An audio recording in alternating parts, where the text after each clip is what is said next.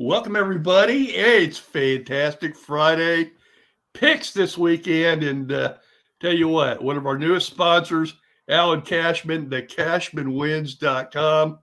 Hey, great name there. And all the way from the great state of Indiana, where I grew up. Alan joins us right now. And Alan, how you doing, buddy? Doing great, Greg. How are you? Oh, can't be better, man. It's that time of year. Everything's starting up. And even your Hoosiers play tonight. That's not a game that you're real fired up about as far as handicapping and stuff like that. But let's talk about some of the games that you are pretty fired up about. And $75 package helps you win all year long, right? Yeah, and actually, through the weekend, 1 year, $52. That's $1 a week.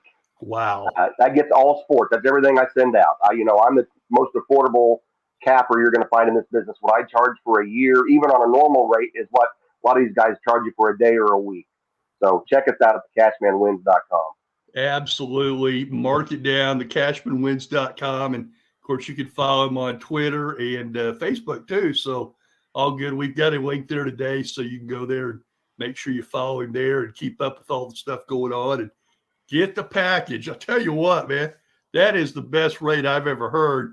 And then I think if I remember right, and when I start pointing out figures, I'm always iffy, but 68%, I think, last year on picks. So 69.7% the last Okay. 2 years in the NFL. I'm 63.7% college football, NFL combined the last 2 years. So you're going to win long term with me. Football is one of the it's a fun sport to research, and the difference between me and everyone else is I'm disciplined. I'm not going to send you 5 or 10 plays just to have them. I'm going to research the games. I look over the numbers on every game, and then trying to figure out the ones that you've got so many college games you can't watch tape on all of them. So you figure out 5, 10 games that you want to watch tape on and try to get to a play with a couple of those. Well, let's before we get into the picks, and obviously everybody got pen and pencil, getting ready to write down all your picks and hopefully make some money. Let's talk a little bit about the landscape around the country of gambling. Because I know when you and I first met and talked a little bit, you said, is Oklahoma going to go ahead? Yeah. Oh, yeah. Governor Stitt's definitely going to get this done, and the whole legislature's behind him. All the people are behind him because we're losing money over in Kansas every weekend. They're going up to Wichita to the Star to make their bets there. You want to keep that money in state, and I think virtually every state's going to have it here real soon. Yeah, it's silly to let that money leave. I mean, there's a lot of money in it. Indiana is not necessarily what you think of as a progressive state. They're usually a little late to the game, but they jumped on pretty quickly with the gambling thing. And yeah, I understand hesitation, but at the end of the day, you worry about people, and my biggest concern when dealing with people that I don't know is I worry about people betting above their means. Some people do not have the discipline, and I worry about people betting their mortgage money, things like that. So, I try to vet people when I'm talking to them, and just try to tell them, I'm not necessarily recommending dollar amounts. I want people to set up a system that works for them, and that's really why a lot of these states, are against betting, because they look at it as drug. They look at it like drugs or something like that, and Right. it's about you've got to be responsible for yourself at some point. And there's so much money involved in it. Same thing with the marijuana thing around the country. That's going to Yes. be legal everywhere at some point. It's got to be about you got to have some self responsibility at some point, and that's what this is. Well, and I look at it like, it's like prohibition almost. It's like we learned 100 years ago that does not work. And so I think it's important to not only, make it legal, but educate. And then that way it takes the stigma out. If you got a problem, you don't have as much stigma and get it taken care of. And so, yeah, it's always a good warning for folks out there. Never make it recreational. Okay. Don't bet above your means. Don't bet the kids, college fund and your vacations and Yeah. all that stuff. Well, let's get after some games that you really like this week. Obviously, we're not going to, have you give all your stuff away because, you're making a living, but for gosh, that price, you're not making much of a living. So let's urge people that are serious about it. First of all, to go to the cashmanwins.com, take care of that, and let them know you heard about them on the Swaim Show. But also, You're going to give some picks out every week, and so if you're not serious, if you just have, maybe you want to bet on your team or God forbid, bet against them, but sometimes you got teams like that. Let's talk about some games you're real excited about this weekend, Alan. Interested in tonight's game. We'll start with the Illinois at Kansas. The line right now, last look, Kansas is -3, -3.5. I think it opened up at Kansas -1.5, -2. I'm really interested in this. Jaden Daniels is going to make his debut for Kansas tonight. Really good quarterback, athletic. Illinois against Toledo last week, they really couldn't keep Toledo off the field. And Toledo's a respectable, very good MAC team, but Toledo 79 plays, the Illinois 61 in that game. Illinois allowed 11.5 yards per pass. They had 10 penalties for 100 yards. Their quarterback is a mobile quarterback like Jaden Daniels. DeQuan Finn for Toledo ran for 90-plus yards against them. So they're going to have the same. I don't know if Daniels is going to play the whole game, but Jason Bean, pretty good himself. He looked good when he was in last week. And you look at Kansas, Devin Neal, 6.1 yards per carry last year. He had over 7 yards per carry against Missouri State in the opener. Kansas, I believe, was 7.9 yards per carry. That's one of the things I always look at. I like to look to see how the teams run the football. They got a lot of times they can dictate the pace and they can run the football. Illinois, I think they're a respectable team, but I think Kansas is going to be pretty athletic, probably more athletic than what they are. 3.5 is a little bit more than what I'd want to bet for this game. I want to watch it. I want to see how these teams look. I would maybe look at Kansas as a teaser candidate where you tease them 6 or 7 points up to +3 as a home dog, and then find something else you like to go with it, and maybe that'll get you. Usually, when you tease a game, you find a second team. You tease the point spread to into your favor, 6 or 7 points, and then you find something else to go with it, and usually that'll get you back to what a line would be on a normal, regular line of a game. So you want to maybe find Kansas, tease them to +3, and then find something else this weekend that you like to go with them, and do it that way. Yeah, I agree with you on Kansas. Bean looked really good. He played a lot last year, obviously, so it's not like you're just throwing in a guy for the first time. So, yeah, so you like Kansas against the spread? I like Kansas as a teaser. I like to tease them from that -3 up to +3. Okay. I think they have a good chance of covering the spread as well. But I'm a little worried. I don't know enough about Kansas's defense. So if I knew a little bit more about Kansas's defense, they weren't very good defensively last year. This is going to be a different test than what they faced last week against Missouri State. So step up in class. I don't think Illinois has a power offense by any means. They're not going to be as good, I don't think, running the ball as they were in the past. But I want to see more from Kansas's defense before I actually get in bed with these guys and bet a spread, straight up spread. So let's tease it in our favor. Nothing bad about a home dog of +3. So tease it to +3 and then find something you like to go with Kansas at +3. Gotcha. We got that one down. I want to say hello to Robert France, one of our early listeners. We just started 72 hours ago. So, I can't say long time listener or viewer or what. And I say listener, that comes from being in radio for like 35 years, right? So viewer, I still have a face for radio though, right? So let's talk about some other games that you really like, tease a little bit, because there's some really good games. Obviously, the Bama Texas game, some of those other games that people are pretty excited about. Yeah, I sent out Iowa and Iowa State as a subscriber play this week. I'm going to take Iowa State +4. Did a lot of research on both teams, watched some film. I liked some things that I saw from both teams. Iowa improved on offense, but they're far from explosive. They're going to be a little better in the passing game, but they didn't run the ball very well against Utah State. Only 2.4 yards per carry in that game. McNamara at quarterback is definitely an upgrade, but he's not going to be a guy you hear at the end of the year when they're talking Heisman. He's just not one of those guys, but he's definitely an upgrade in what they had recently. Now, Iowa State's defense, they actually held Theo Day of Northern Iowa. Day has actually been mentioned by NFL scouts as a candidate. He's been on some teams' radars for a draft choice at quarterback down the road. So he's a pretty good quarterback. Iowa State held him to under 50% completions in the game last week against Northern Iowa. So Iowa State also had 5 sacks in that game on defense. So definitely a step up in competition with Iowa. But I think we're going to see a lot of defense in this game, low scoring. I believe the total is 36 for the game. So That's what, 18-17, 18-16 Yeah. type of game. So not something I would look at as far as the total, but I do like Iowa State here with their defense at home, +4 to cover that number. And actually, the number I think last night for a little while moved to +4.5, but its last look it's moved back down to 4. And I think I even saw 3.5 on the board there.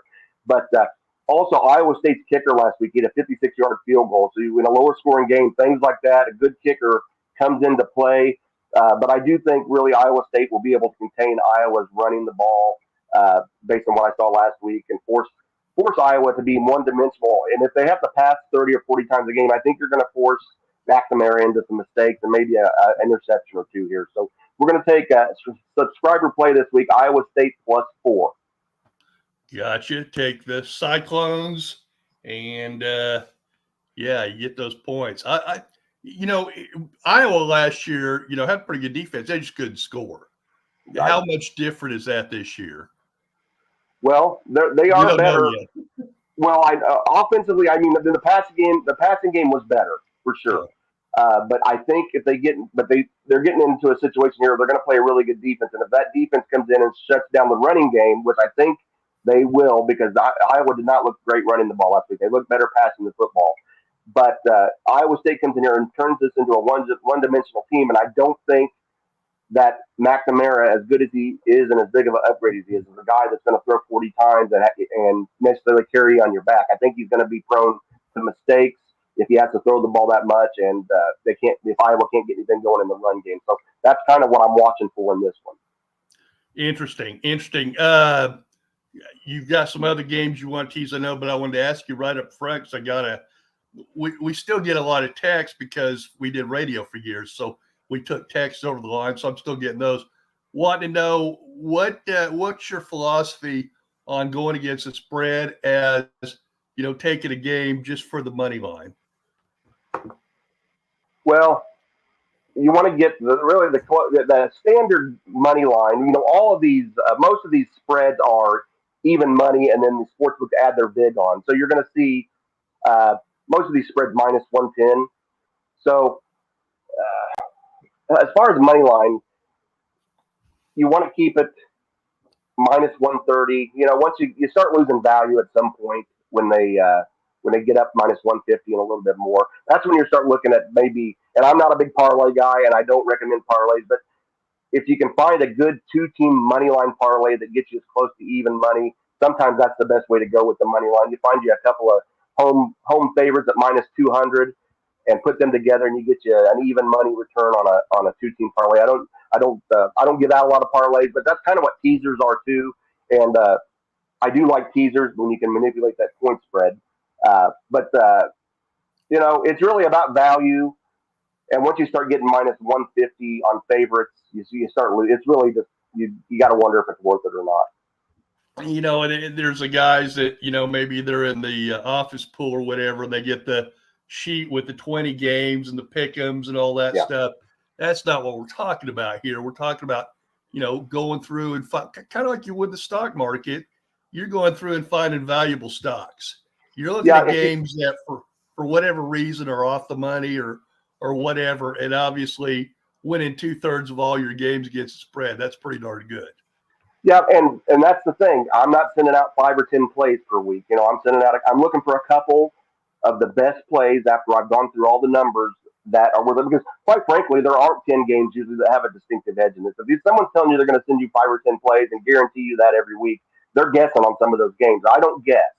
So right. I'm going through and I'm finding kind of where the odds makers have made a mistake is what you're kind of looking for in some of these spreads. I'm going through. When I first look at the board each week and looking for lines, I'm not looking at teams. I'm looking for numbers. I'm looking home dogs at +3.5. I'm looking home dogs +7, +7.5. I'm looking for opportunities like that versus looking for a specific team and betting teams. I like to look at it as you're betting team A versus team B without any kind of bias as far as knowing who the teams are. You want to look at the numbers, and then you kind of factor in who the team is, who they've played, strength of schedule, things like that. But, at the start, you're really just looking at the key numbers and looking for advantages there. Home favorites at -2.5 or home dogs at +3.5 are one of those things you're really looking for when you go through the numbers the first time each week.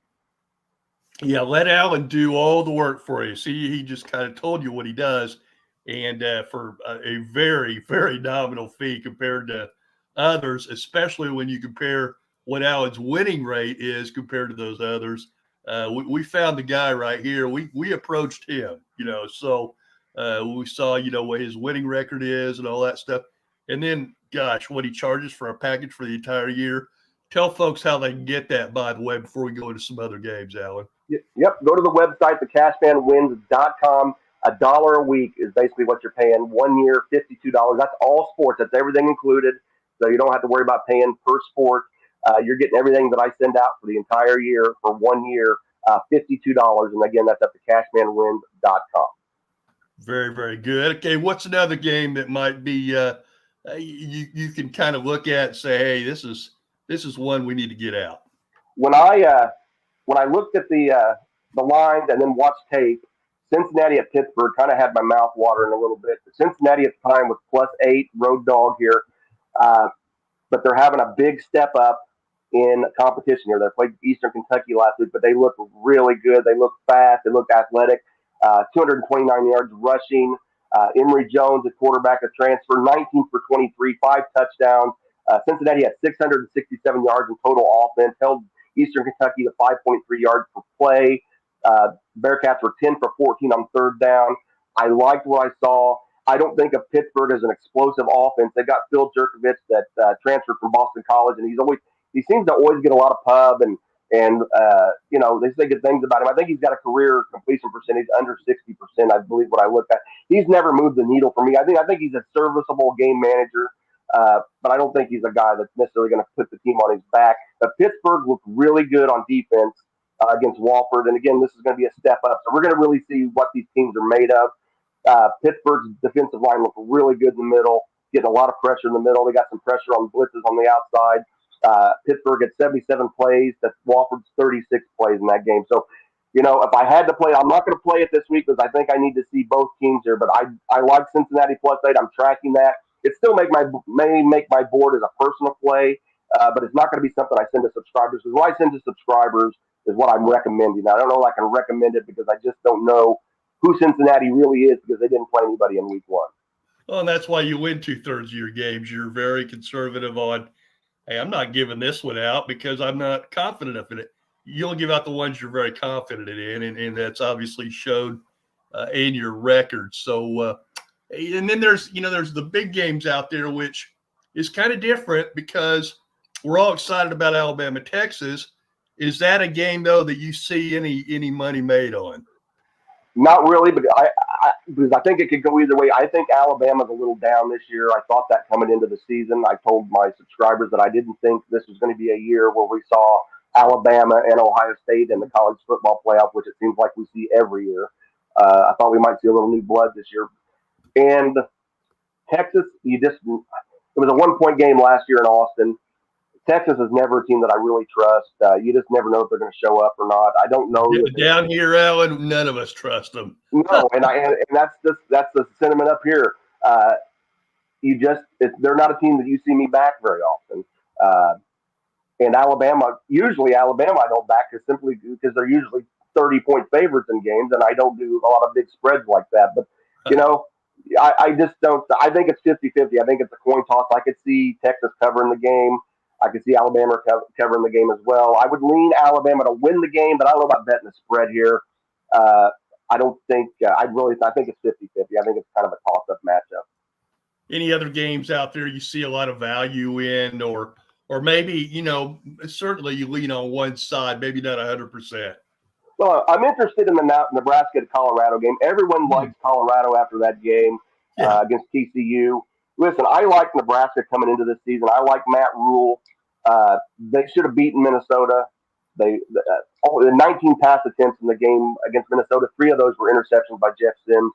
So Nebraska, and still, despite all that, had a chance to win. They kind of outsmarted themselves. They had a backup running back running the ball late instead of Gabe Ervin, who they should have had in there, and he fumbles the football, and they still had a chance to win the game. Nebraska should have won. I think Nebraska, if they come into this game try to run the ball and focus on running the ball and not get too cute. Some of these coordinators get cute and think they have to throw the ball 30 times, and they don't have a team or a quarterback that should be doing that. If anything, I would be running with their quarterback 30 times. Sims, they couldn't stop Sims running the ball last week. So I think with Sims and Gabe Urban in the backfield, if they don't outsmart themselves, you try to get cute and just run the ball, try to slow the game down. I think Nebraska has a chance. Nebraska's got a pretty good defense. They held Minnesota to 3.6 yards per play, held them to 54.5% completion percentage. So I think they're going to be pretty good. They got pretty good linebackers. And Colorado, you look at them on offense, they were as good as they were one-dimensional. And now you've got some game film on them. You know what to do. They didn't run the ball well. They made some big plays in space. Sanders, at quarterback, decisive. He gets rid of the ball quickly. And Colorado had 4 players with over 100 yards receiving, but Colorado didn't run the ball well. And Nebraska is the type of team I think that can force some turnovers, get some pressure on them. I don't think it's going to be like it was last week. It's going to be a little different. And then you look at Colorado on defense, they gave up 262 yards rushing, 7.1 yards per carry. That's what Nebraska does well. So if Nebraska's smart, they know this, and they're going to run the ball and run the ball and run the ball and try to slow the game down, minimize Colorado's plays on offense, and make this their type of game.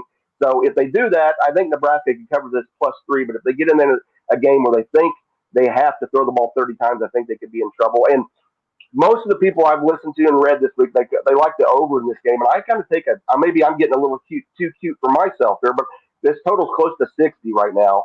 If Nebraska tries to slow this game down and can make Colorado one-dimensional, and if Sanders isn't throwing as freely as he was last week, I think we might actually see an under in this game. So, because Nebraska is not a powerhouse offense by any means. So if they're running the ball, running that clock, you don't have the clock running after first down, or stopping after first down now in college. It keeps running. So that's a little different as well. So I'm interested to see that aspect in this game. See how the new clock rules also come into play. Because I think without those new clock rules, I think this total is well over 60 as far as on the board what the people in Vegas are projecting. I think the new clock rules have a little bit of something to do with this line here. You help me segue right into my next question for you. The new rules, obviously less plays. And, Colorado has a two-way player, obviously, that's very good. And he's going to play a lot of plays, but he's not going to play as many as he has in years past. So things have changed a little bit. How much does that affect, what you do? Well, it definitely there's not a large enough sample size for me to want to play a lot of totals. I think week 1 it was not a big difference from what I've read, but it's a very small sample size.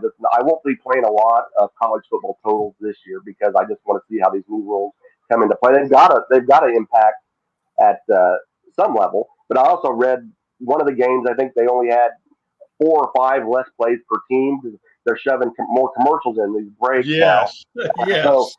So maybe that's I don't know if that's what this is all about or not. Everything's about money these days, so it probably was the whole reason for the rule change to begin with.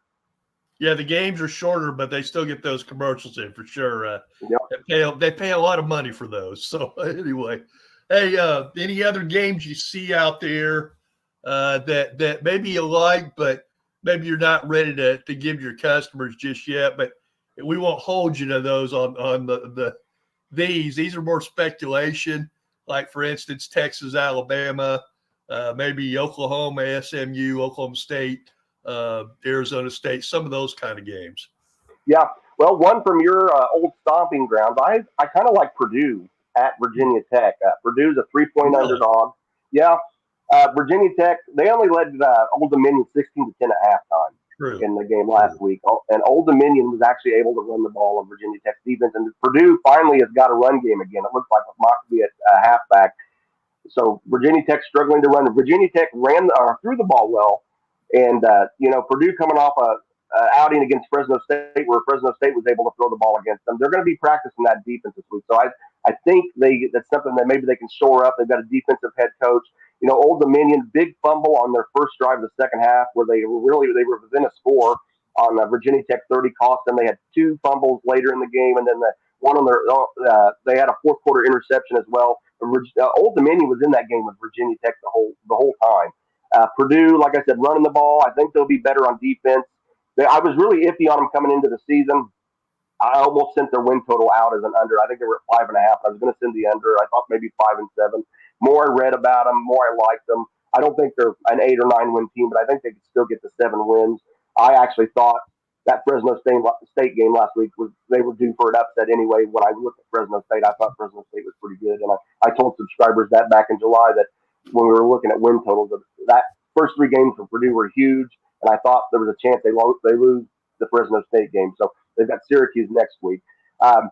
But Hudson Card at quarterback, and the fact that they can run the ball now, and Virginia Tech was not not stopping the run last week, I think that bodes well for Purdue on the road here. I don't think Virginia Tech's a team that's going to be blowing teams out. So I would lean towards Purdue +3 in that game. If it gets to 3.5, we'll watch it. If it gets to 3.5, I might fire a play on that. Okay, definitely get the service. Once again, go to cashmanwins.com, and you can sign up there and tell Alan you saw him or heard about him on the Swaim Show or Twitter or even Facebook now. I'm glad you're on Facebook because I'm glad you mentioned that Purdue game because I got a lot of kids I went to school with back in the day all on Facebook. That's how you keep up with all your childhood friends, right? That's very true. Yeah, this is the guy. And he's right there in the state of Indiana for you folks too. What do you think about that Alabama-Texas game? I'm the same way you are about Texas. I'm definitely a Missouri guy on that one. Show me, you got to show me. Texas has not showed me anything. Nope, and they usually don't. So they usually are. They are living on their historical, credibility. They're living on the past. They're kind of like what Indiana basketball has been for the last several years. Yeah. You mentioned in blue blood conversation. Well, Indiana hasn't won a championship since I was 11 years old.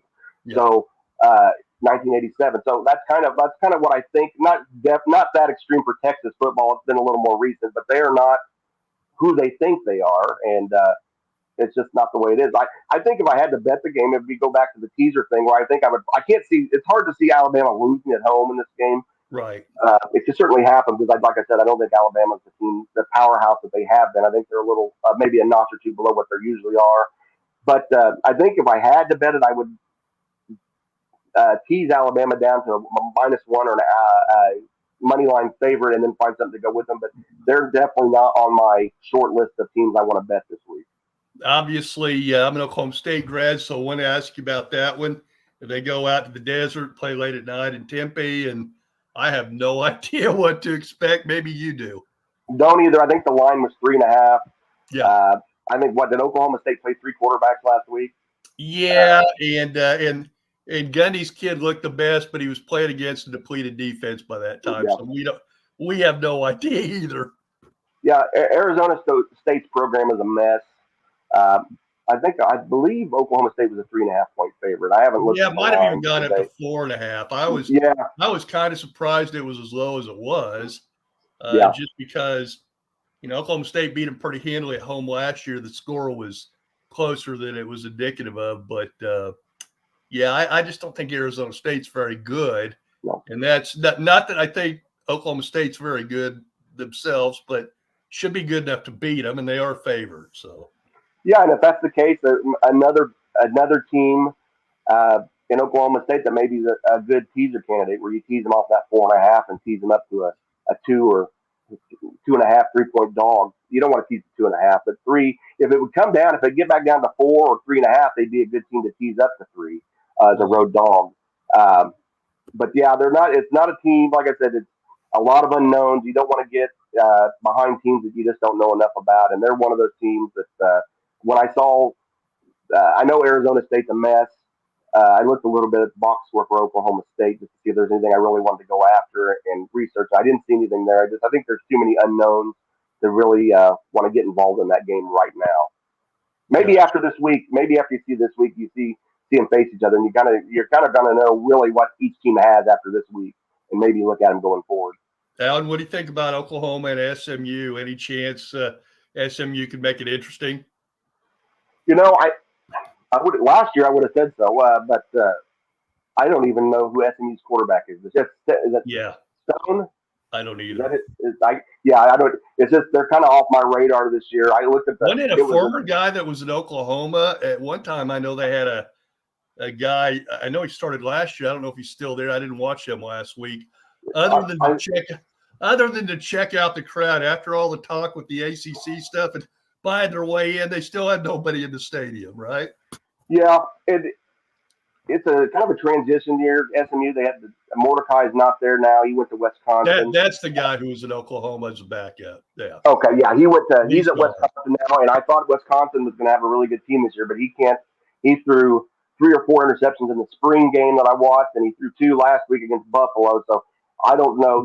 Hopefully Longo there at the offensive coordinator. Hopefully they stick to that run game. They want to. He ran that wide open offense at North Carolina, and I don't know if Mordecai is a step up in competition with Big Ten play and that kind of program. If he's up to the challenge, it's really interesting.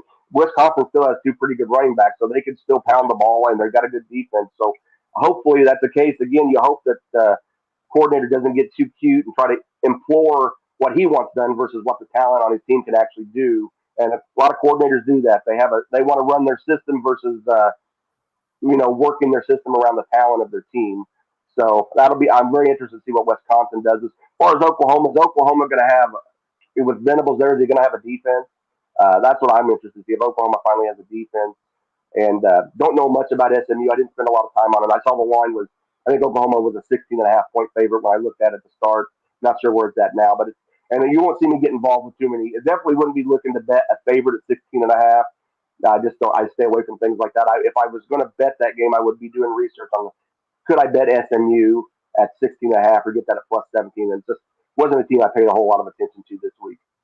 The CashmanWins.com, the place to go, and he'll have all the games for you that you need to know about. That if you want to make money, once again, your honey doesn't get mad at you for betting. She gets mad at you for losing, and Alan will help you win. The CashmanWins.com.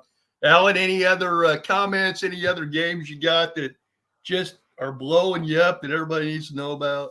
No, it's really kind of these are the big games for me. I think I'm really interested. I'll be watching football all day tomorrow.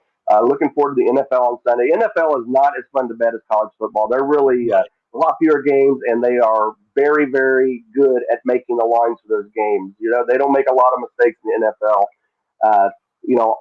I lean the Bears. Actually, I actually like the Bears -1 on Sunday. They had some injury issues on the defense. I'm kind of waiting for the final injury report on that, which I'll look at later. I think Green Bay, a few years ago, they went out. I thought they were making a big leap with the faith they had in Jordan Love. And maybe he will be a good quarterback, but you have to look at it. The guy has thrown less than 90 NFL passes. So he's basically, that's what, 2 or 3 NFL games. Yeah. He's only started 1 NFL game when you look. So he's basically a rookie quarterback, despite being, as far as on the field experience, he's basically a rookie. So I think, and Justin Fields for the Bears, I like him. I don't think he's a guy that's going to lead you to a Super Bowl, but I think he is a dynamic player, and he can make plays, and he can win you games.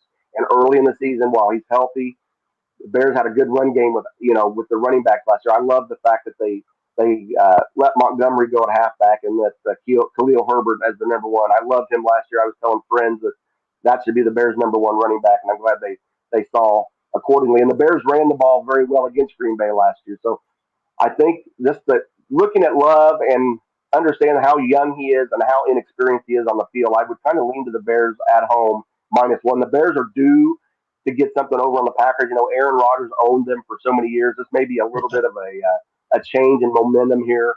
So I'm going to look at some of those injuries on the Bears defense, and if everything's all good, I'll be sending that out as a play as the Bears -1 this weekend.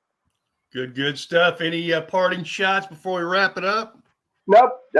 Like I said, check me out at thecashmanwins.com. You can contact me there if you have any questions. I'm usually pretty quick to respond. You can follow me on Twitter at thecashmanwins. Hit me up there if you've got any questions. And like I said, I'm here to help. Just all you got to do is ask. And we'll be pushing you on social media today, tomorrow, and Sunday, and letting people know whether they want to bet college, pro, or both. You've got it all for them right there. And the price, there's none better. The winning percentage, there's none better. A win-win situation with the CashmanWins.com. Appreciate it, Greg. All right, buddy. Have a great weekend. Have fun. Talk to you next week. Okay. We'll get him taken care of here. Appreciate that. first guest on the new show, and we'll have him on every Friday, Alan Cashman. Appreciate that. And I want to let you know about our other great sponsors. Of course, you already know, but those of you who've been with us for a long time on radio know about Helping Hands, Ray of Sunshine, Mark and Cindy Welch. Help mom and dad that mom and dad aren't quite ready to go to the assisted living yet. They want to stay in their home as long as they can. Well, I can tell you, because my wife works for them, they do just that. And, keeping everything clean, food, helping them when they need help going to the restroom, things like that. And helps mom and dad stay in their home where they want to be. Scott Hammer, of course, cruise planners. You got a vacation, you want to take a cruise? Doesn't have to be a cruise, but Scott will definitely help you get to where you need to be. And we're already setting up that cruise for next August. So those of you who are interested in that, just email me at swameshow@gmail.com. Karen Johnson, of course, at Karen Key Largo on Twitter. And of course, Karen can help you with anything you need, uniforms for your teams, youth level, all the way up to high school and college, anything for your business. You need some promotional items made up, things like that. And of course, she's helping us with our t-shirts and our Greg's Gear, getting Greg's Gear right around the corner. Matter of fact, she sent me a mock-up yesterday. Oh my gosh, it looks great. Once again, Karen Johnson, a huge college football fan, both for her Texas A&M Aggies and her Huskers. She's transplanted, but she got grandkids like I do, so we're all about those grandkids. That's our favorite teams, right? The ones our grandkids play for. Hey, want to thank Alan. Want to thank all of you. Certainly, Robert Frantz, our fan number one for sure. He's in every day. We appreciate him. Just need a lot more of you here as we get into the second week on Monday, and we'll be back on Monday. Folks, I want you to have a great weekend of football.